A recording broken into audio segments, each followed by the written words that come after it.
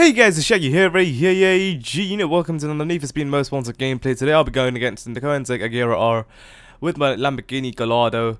And as you can see here, this is the beautiful artwork or the graphics team, their work from the Need for Speed itself. And every Most Wanted race that you unlock from speed points have their own unique design for their own cars, which is really awesome.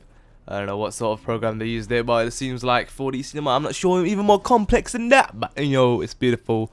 So each car from the Most Wanted race list has their own thing, and in order to unlock the Most Wanted races, you need to get the speed points required for them. And the required points for this race, which is the final one in the list, which is about 10.2 miles long, as you can see in the distance in the top left, you need about 1 million speed points.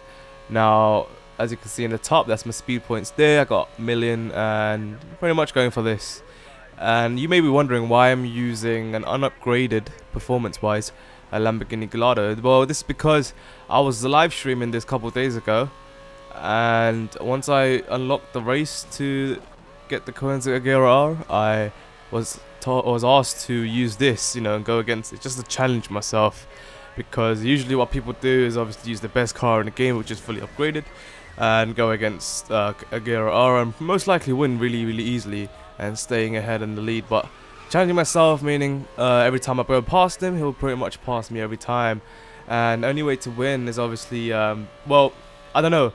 I don't think it's down to luck, because obviously I'm going against the computer, which has its own automated system.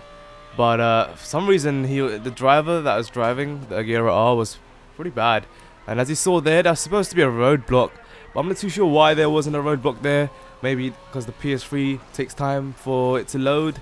I am not sure, because sometimes I've seen that more than once actually, where I'm doing a race and all you see is the barriers there, but you're supposed to see the cars, having to block the road to call it a roadblock. But I don't know, sometimes the points just pops up saying, oh my god, you evaded a roadblock, 250 points, here you go for free. Look at that. The guy, literally going too fast there and crashing on my right side there. But anyway, I've taken a lead, and usually it's kind of surprising with the unupgraded Gallardo, but this is what I do, something really stupid here. Usually when you enter a highway, there's nothing blocking the way, right? But there's like a couple boxes here and the fence which you can't even break, and I was being so stupid, but finally and luckily he crashed as well. Right, he's literally on face first. I don't know why, but anyway, so that right is the only turning point for him. He takes the lead, but he doesn't go that far. And you know about single player games, right, where sort of they let you catch you up and you're like right against each other, and then you pass them and they catch you up, you take them down and they still catch you up and they pass you. That's the way single player games work. So you may be wondering, why should I get this game, because if you can finish it in less than 9 hours, what's the point of playing? Because as I said, when I streamed this, I streamed pretty much from scratch to the end with the credits where it came out, and the credits itself wasn't, just after this race, after getting 1 million points, you pretty much finished the game. All you got to do is not fully finishing. You got to find all the billboards, smash all the gates, get all the cars, and do all the races for every single car. 5 races per each car, meaning obviously and each race depends. Like there's a hard mode race, there's a medium difficulty race, and obviously there's an easy mode race. Hard mode races aren't that difficult when you're actually using the car itself, especially when you start off with the easy ones, and then it slowly goes to the hard.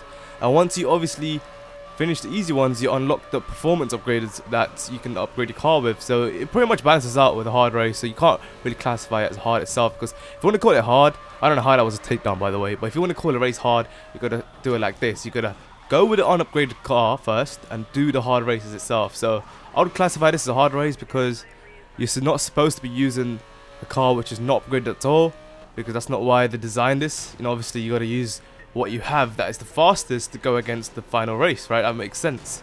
And that's how every single player is sort of designed, especially in a racing game like this. And I was looking at comments in my previous videos, and I saw that, how would you compare this to Forza? I would definitely, these two games are uncomparable in many ways. Firstly because of the realism of it, and and you can't really classify this game as a realistic game because of the way it's designed. You can see that smashing up, smashing up the cars itself makes sense, but the way, you know, you're riding around the cops and shit, it's always just part of fun, you know. We're coming into the race here, but yeah, Forza itself is a realistic simulator. You can call it a simulator because it's like all set in real-time mode where real physics are involved. But this is not really any sort of physics involved in it because you're smashing into stuff where actually your car should be breaking into half and some shit. But yeah, that's pretty much it. That was a really tight finish, and I managed to beat this dude, and yeah, it worked out. But if you want to see more, right, more of these hard mode races where I go against the really fast cars with really crappy cars. Not crappy. Lamborghini Gallardo is not crappy, but the reason why I thought this was really challenging race, as I said, the Lamborghini Gallardo itself I'm using is not upgraded at all. Like, as you saw, there's no nitrous on it, there's no aerodynamic body parts or any transmission upgrades. It's literally just the car itself, brand new, which I'm using it for the second time, and the first time I used it I didn't really do any races to it.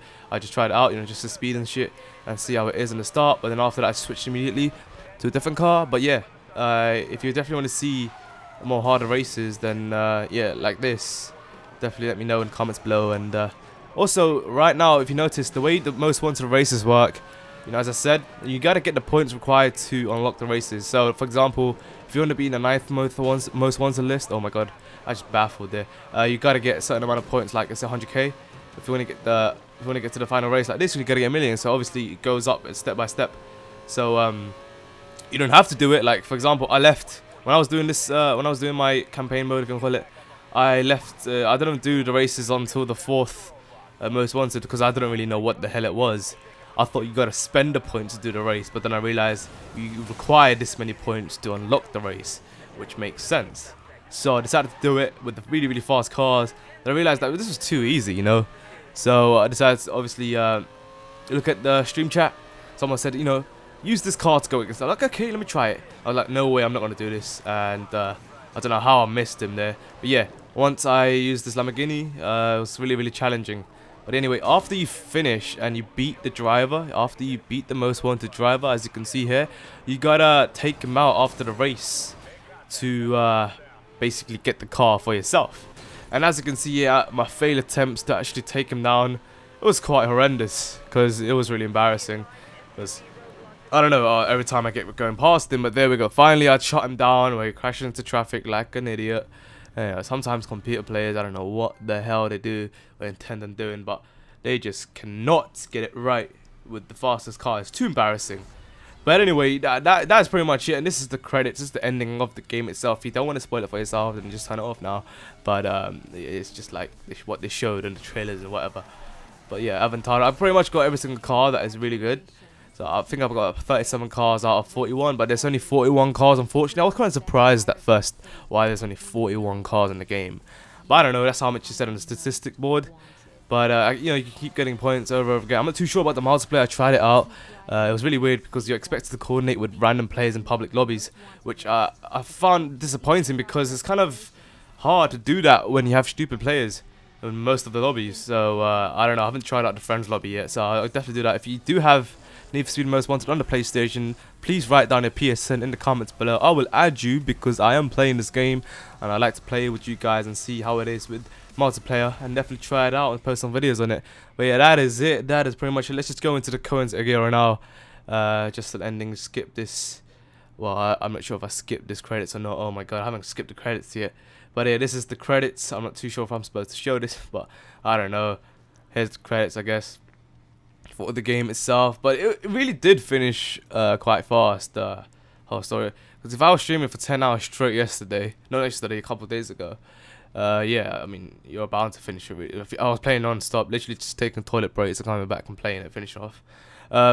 Also, this is something weird. I don't know why this happened, but eventually you see the driver. It's so weird. It's messed up completely. But yeah, if you wanna keep updated on my streams, just check the link in the description below to follow me on Twitch. I'll be streaming there all the games that I play every day. Yeah, and that's pretty much it.